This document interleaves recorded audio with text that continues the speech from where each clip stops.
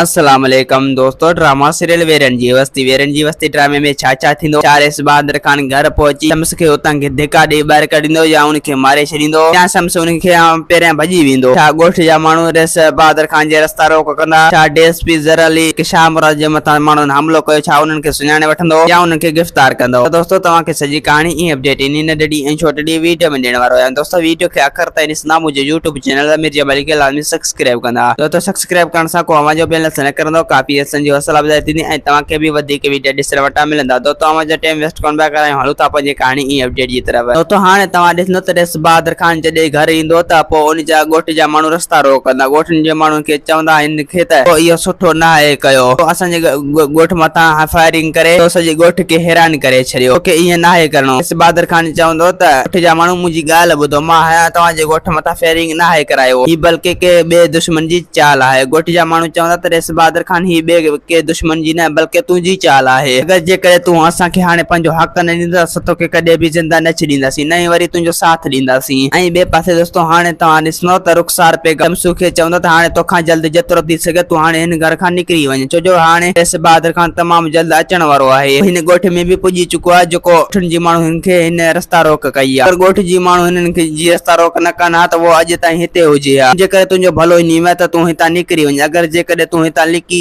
ॾंड जे रूप में वेही रहे तो, यानी कि राने जे रूप में वेही रहे तो, तोखे सुञाणे वठंदो, तोखे ऐं मूंखे कॾहिं बि ज़िंदा न बचाए ॾिसंदो। ऐं ॿिए पासे दोस्तों हाणे तव्हां ॾिसंदो त शाह मुराद जेको आहे ज़र अली खे चवंदो तोखां जल्द जेतिरो थी सघे तूं इन माण्हुनि खे हथ करे वठ जिन्हनि मुंहिंजे ॻोठ मथां फायरिंग कई करे। अगरि जेकॾहिं तूं उन्हनि खे हथ करे वरितो त पोइ मां उन्हनि खे फांसी ते चढ़ाए छॾींदुसि। ज़र अली चवंदो त बसि तूं इहो इंतज़ार कर, तमामु जल्द हुननि खे गेले खंभे खणी ईंदुसि जीअं अंदरि सां हू रेस खान बहादुर जा माण्हू हूंदा, उन्हनि खे कॾहिं बि ज़िंदा न छॾींदुसि। दोस्तों उम्मीद न कहाणी आई हूंदी, तव्हांखे पसंदि असांखे ॾींदा। हाणे इजाज़त, वरी तव्हां सां मिलंदासीं की नई ईंदड़ वीडियो में। जेसीं ताईं पंहिंजो ख्यालु रखंदा। खुदा हाफ़िज़।